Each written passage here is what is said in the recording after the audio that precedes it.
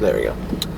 All right, yay, back. And I can actually upload this because I got a little laptop in the back seat. So, Nice. My laptop crashed again. Fucking thing. Sad face. I know, very sad face. There goes all the data. That's why I haven't seen a major project in a long fucking time. But anyway, so we're here to talk about Finding Dory, the new Pixar movie that I've been really worried about. Why have you been worried about Because it? for every Toy Story 2, we've also had Cars 2. Well, Cars wasn't that great to begin with. No, but Cars 2 was awful. I know. I still like your review of it. Thank you. Finding Dory. It's cute. It's a good movie. I thought it was pretty good. It's no Toy Story 2, but it's pretty good. It's solid. It's incredibly sweet and touching and adorable. I had a feeling you'd get more out of this than I would. I feel like it's a simpler story than Finding Nemo is. In some ways, I feel like it has fewer obstacles and smaller stakes. I mean, it does. I mean, it certainly has a bit more of uneven pacing, at least at the beginning. It got better. Like, once they get to the aquarium, the pacing got a lot better, and I got a lot more invested in the story. But up before then, everything was moving just boom, boom, boom, boom, boom. I was like, whoa, okay. I'm getting a little worried here, because it's like, we're just seeing a giant squid here. I'm a little worried where this is going. But no, I got a lot better after I got to the aquarium. As soon as we got past the weirdest celebrity cameo I've seen in a Pixar movie. Sigourney Weaver? Sigourney Weaver. Where it's like, not just playing herself like, hi, I'm Sigourney Weaver. I was literally taken aback by that. I was like, I've never heard a celebrity play themselves in any Pixar movies. This is really weird. I don't know. And I was like, hi, Sigourney. Ellen's like, hey, it's my friend Sigourney. I was like, I'm tripping out a little bit here. I'm not sure how I feel about this, but no, that worked fine. So, I mean, like, the story is pretty basic. The first 5 minutes are really good. Yes. And I love the voice actor who plays Baby Dory. She is... I'm gonna say this word a lot in this review, sorry. She is so cute! No, she's cute. Like, that and the short they played before this, Piper. Yes. I was like, I wanted an entire movie based on that, because I thought that was fucking adorable. It was. Because like, dude, I just want to see a movie with this little tiny bird thing and his hermit crab friend. I want it. Why can't we get that in a movie? Maybe we can. They don't need to talk. I like just the silence. I thought that was really good. That was really funny. Yeah. I actually like the short part of the movie, but I like the movie. I don't get the wrong impression. I like the movie, but the story is basically Dory. I do like how they take their short-term memory issue more seriously in this movie, rather than in the first one where it's basically played for laughs.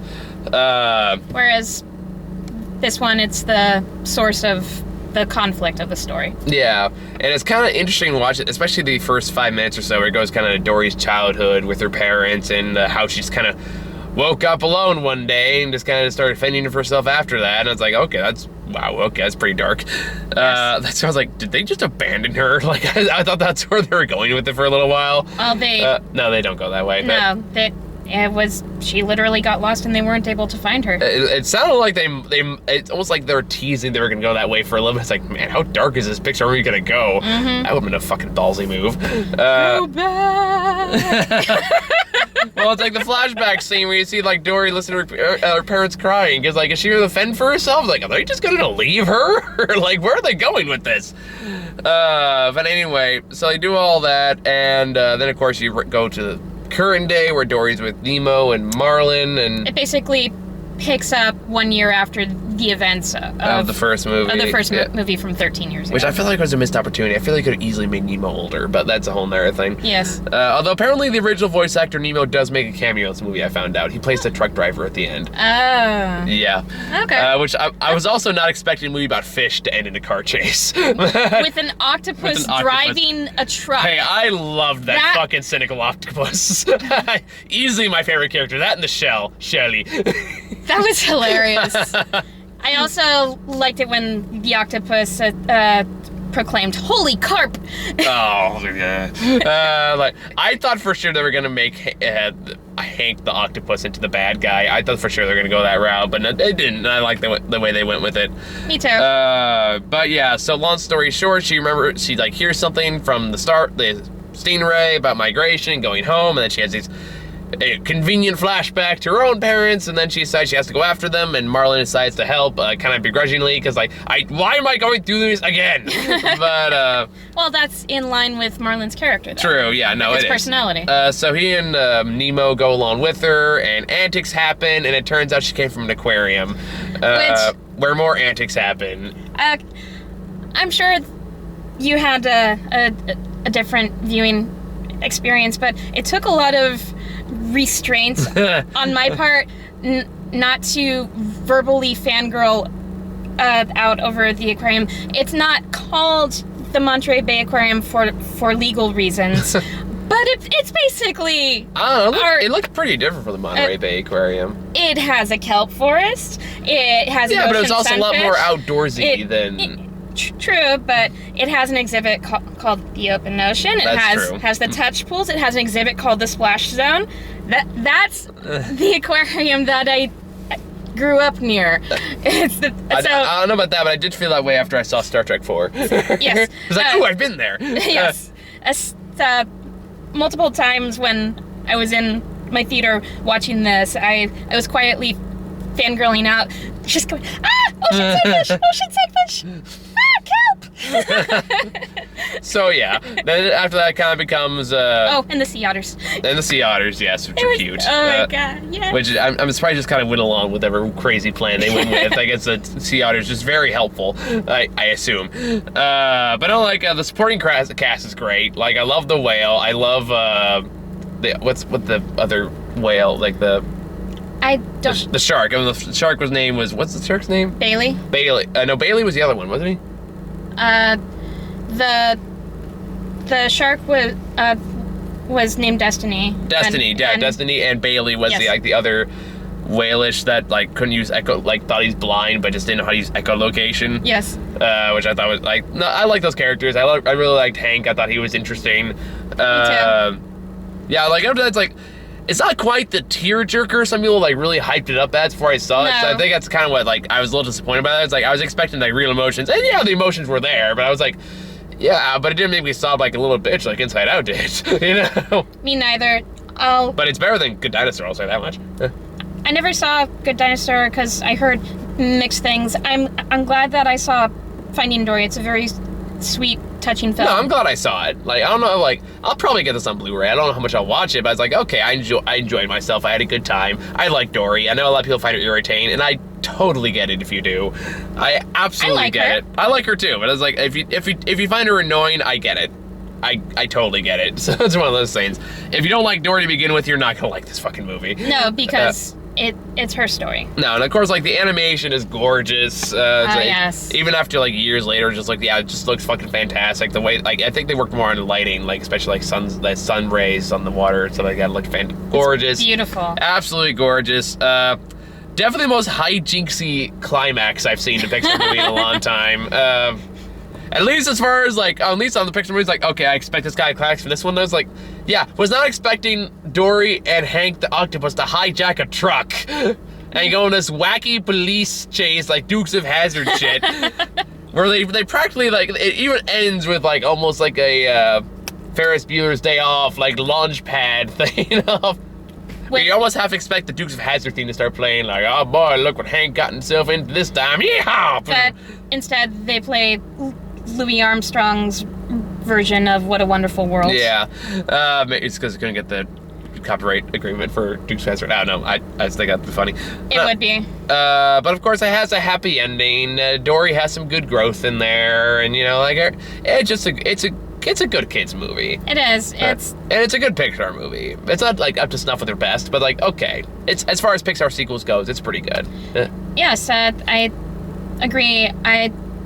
I wouldn't say it's as nearly as good of a overall quality film as Inside Out was. No, God, no, not even close. But it's a very sweet, touching, fun romp with jokes that the adults in the audience can appreciate, and little bits of knowledge and character and family dynamics that the children in the audience can appreciate, and it looks very pretty. Yeah, it does look very pretty.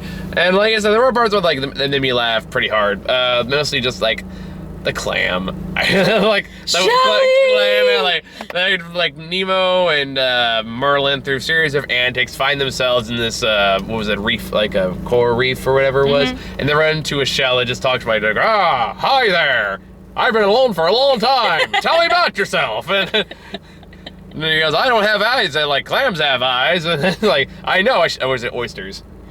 It was like oysters on like some of the shells. Like, oysters have eyes, and I know you can see the day one, but they do have eyes. They can see into your soul, and they break your heart, Shelley. And I thought that was like, oh my god, that's amazing. that was great. That and the little sea creatures that popped out when Dory was in the splash zone. Oh yeah. I think I will admit, like, go back. I did like how they played that, kind of like it reminded me of Toy Story 3 with the kids, when the scene where the kids burst into the daycare, and you have the horror music playing as all the kids like, oh my god, these are horrifying. I imagine it's like that scene, but with like the touch pool, because like, it's almost playing like a scene from like Vietnam or World War II or something like that. It's like boom, boom, as all these hands I keep grabbing now, like not just touching, like grabbing a full fist in there and just shit. Like, oh my god, this is horrifying. Hank is like having a PTSD episode and all that shit, and that was entertaining. The sea lions are pretty good too. Oh, yes. I have one played by Idris Elba, who's been very busy with Disney this year. This is the third Disney movie he's done this year at voice acting. Oh wow. He was in Zootopia. He played the police chief. He was also in The Jungle Book. He played the tiger. You know who Idris Elba is, right? I think so. If you heard his voice, you've seen his face, you know who it is. He was in Pacific Rim. How do you not know who Idris Elba is? I know the name, but Here, I will pull the picture right now, because this has to be resolved. Because Idris Elba is a badass, and like one of the biggest badasses of our generation. See, people say he's played James Bond, and I kind of agree. See, this guy? Oh, yeah. Yeah, that guy. And if you don't know who Idris Elba is, shame on you. Didn't he also play Luther on the BBC? No, that was different. That was the guy who played War Machine. Oh, okay. Different. Not all black actors look the same, Sarah. I know that. I'm giving you shit, don't worry. do not make me out to be something that I am not. To be fair, I have been showing myself out to be a neo-Nazi. Other people have called me racist. Muha. Yes. And I've been called all kinds of things on this show, so don't feel bad. Okay, fair enough. Way worse than you. Until you've like really called yourself a neo-Nazi, you know. That won't happen. Yeah, fair enough. I would be astonished if you did. I'd be like, wow, self-hating. All right. I have issues, but I'm not that self-loathing. I'm not gonna start making Nazi jokes again. We're gonna stop that right now. I feel bad after last time. That reminds me of a demotivational poster I saw. Don't be a neo-Nazi? It said, I wish my lawn was emo so it could cut itself. Yeah, I've seen that one. I mean, like, this movie's like, I don't have a whole lot to say about it. And like, it was cute. I enjoyed it. That was basically my overall assessment as well. It's a beautifully touching and sweet and adorable film. I will admit, I did thought the the sea lion joke was funny with the other sea lion that just wanted to get on the boat, and they were like, hey, what was his name? Gerald, get off. Off. Okay. That is what the sea lions sound like. It was kind of like the seagulls, you know, the mine. You know, I think they're trying to remake that, but I thought it was funny because then they go right back to helping Nemo and Dory, Nemo and Marlin with their issues. Like, oh, this would help you out. Like, Gerald, get off, off. Okay, now we were saying that. God damn it, I love you, Elba. Go from like menacing to playing a fat sea lion in like half a second without care. Whatever the hell else they were doing in that movie. And it's like, again, they just have this poor Gerald looks like this is mentally challenged sea lion. Just has a pail with these unibrow and like buck teeth. It's like, what are they doing to this poor sea lion? A friend of mine said that that character was making fun of autistic children or something.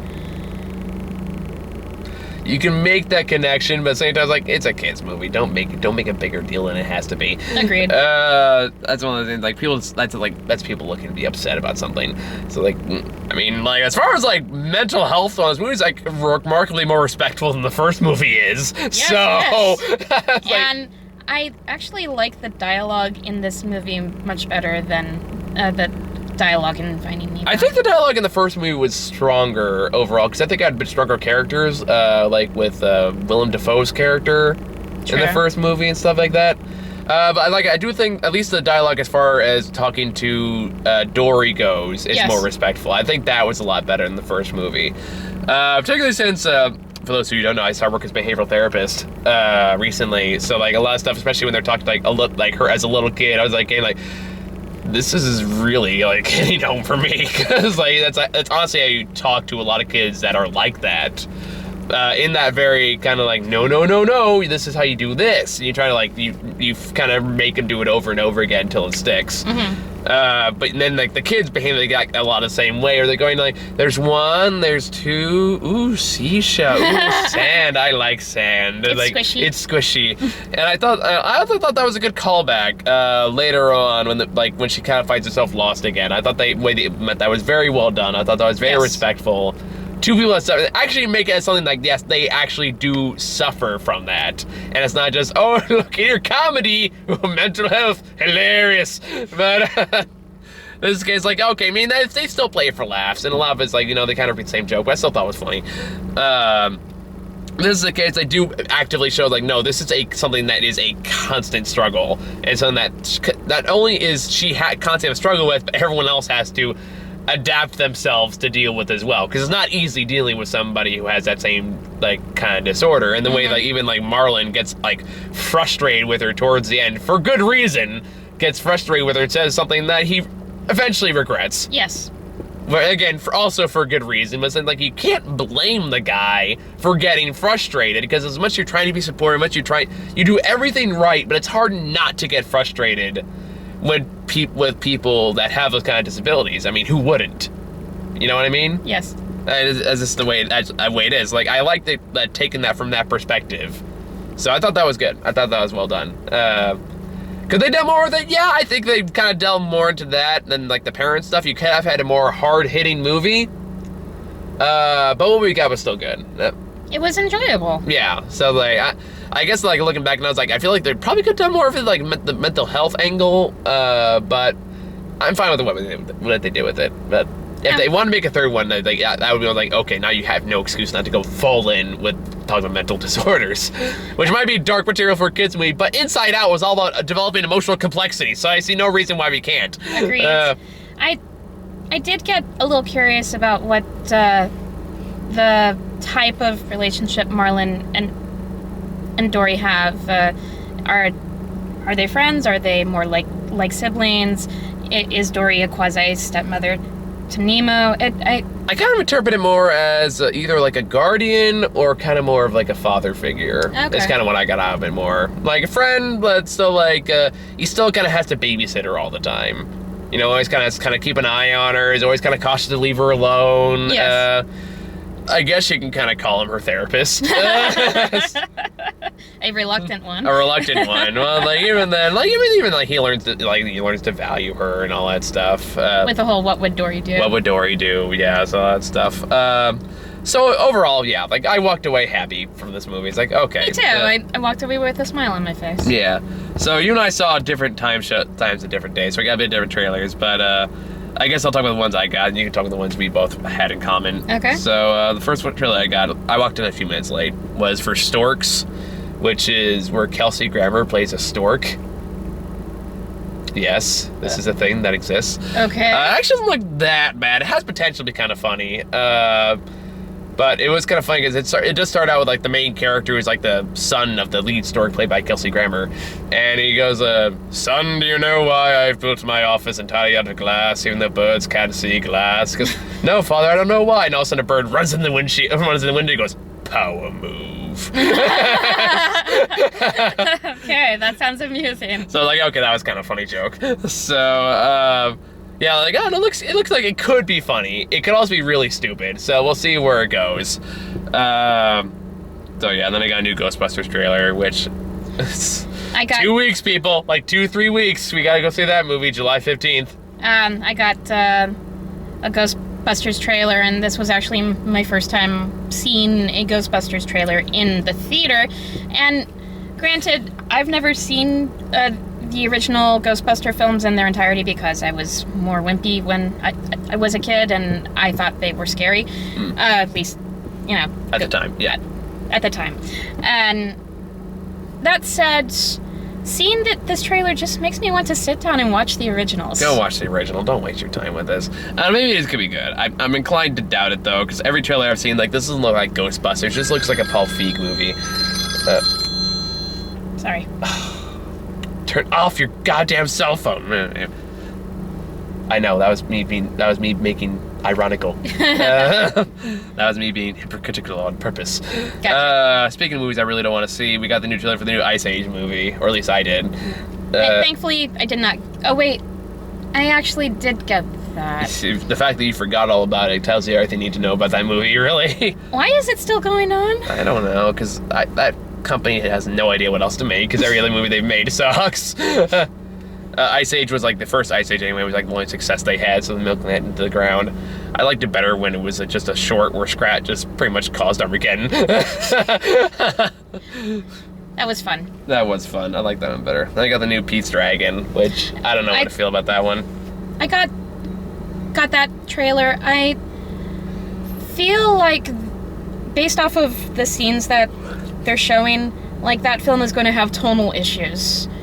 Because they're trying to have it be a whimsical child's adventure. It's like, did you see the original Pete's Dragon? No. I'm not talking about you, I'm talking about the people who made the movie. Yeah. And then they're changing it to what feels like an alien invasion. I mean, like, I was movie. never a big fan of, like, the original Pete's Dragon to begin with. I was like, okay, it was always one of those things that existed. I think I maybe watched it maybe once as a kid. But, like, it's never went on mine. So, I don't know. Same here. So, that's my take from it. I feel like it's going to have tonal issues. Yeah, it's kind of like, okay, I don't even like really Pete's Dragon a lot much, but I can tell you this is not Pete's Dragon. I don't know what the fuck you guys are doing here. Yeah. Then we got Moana, is that how you say it? I have no idea, but it's... The Hawaiian one. The Hawaiian one, yes. Yeah, with Dwayne Johnson, which automatically means, yes, I'm in. Which reminds me, I got to see Central Intelligence this week, too. I got to ask somebody to go see that. Figure that out later. Because all it takes is a little heart and a big Johnson. Oy. That's a tagline for that movie. Yeah. Because that's Kevin Hart. You get it? I do. It's a penis pun. I got that. Because Johnson's another word for penis. I know that. I don't know. This one looks okay. I mean, the animation looks gorgeous. It does. I was kind of surprised that the trailer focused on the supporting character rather than the main character. So I'm thinking, is that a sexist thing, or do they just think Dwayne Johnson's funnier? I don't know. Might be both. Yeah, so I was kind of a little wondering about that. I was like, this is a little weird, but okay, we'll see where it goes. Dwayne Johnson and his tattoo pecs. Which, of course, a character Dwayne Johnson plays has to have massive pecs. It's in his contract. Must have giant boobs, and boobs must dance at some point, and the tattoos will dance with it. Which means the new Baywatch is going to be fascinating to watch. Yes, they're making a new Baywatch. TV show? Movie. It has Dwayne Johnson and Zac Efron. Is there enough plot to stretch it out to a I'm inclined to doubt it, but they're going to do it anyway. Hey. Yeah. Oh, did you hear that Bryan Cranston just got cast in the new Power Rangers movie? No. Do you know who he plays? Zordon? He does. He's going to play Stardust. I can see that. Just watching a giant floaty hand going, I'm the one who knocks. That's nightmare fuel right there. I'm not even a Power Rangers fan. I'm like, fuck yeah. I'm so down for Bryan Cranston's a giant floating head. I was a Power Rangers fan when I was a kid. I never watched Power Rangers as a kid. Like, I wasn't one of mine. It's on Netflix. I'm gonna go on a limb and say it probably has not aged particularly well. You might be a little better off watching Linkara's History of Power Rangers. I know Ron wants to watch it, so like I might get drunk with him and watch it. Like, woo, go Power Rangers. But yeah, I think we're about to wrap this up because I think you gotta catch a bus in a little bit. Yeah. Yes. So you're gonna have final thoughts for Finding Dory? It's super cute. If you like Dory or you liked Finding Nemo, I recommend seeing it. It's not a waste of your time or money. It's worth seeing in the theater. Yeah, I mean, it's not as good as the other Pixar sequels, but like, I was entertained. I'd put it above like, even like put a Monsters University. I put it above that. Yeah. So like, if you're like, yeah, I mean, it's a good movie. If you're really like Finding Nemo, you're gonna like this movie. If you're like Dory, you're gonna like this movie. You don't like Dory, you're gonna like Ellen. You're not gonna like this movie. You're gonna be really annoyed, and you're gonna hate this movie. So just be warned in that regard. So yeah, I think it's all we got. So I think I gotta try drag somebody to go see Central Intelligence later this week. So I'll see if I can wrangle up for that. I think if it works out, either Matt or Muha would be yeah, they'd probably go see it. Be fun to see them bounce off you with. I know Matt would if I asked him. God bless him. He'll go see any piece of shit I go ask him to go see. Well, if it has The Rock, it can't be that bad. True, and that's what I'm counting on. I've heard from other people, it's like, it's better than it has any right to be. Is what I've heard of Central Intelligence. So we'll see how that goes. So thank you all for watching. See you all next time. Bye.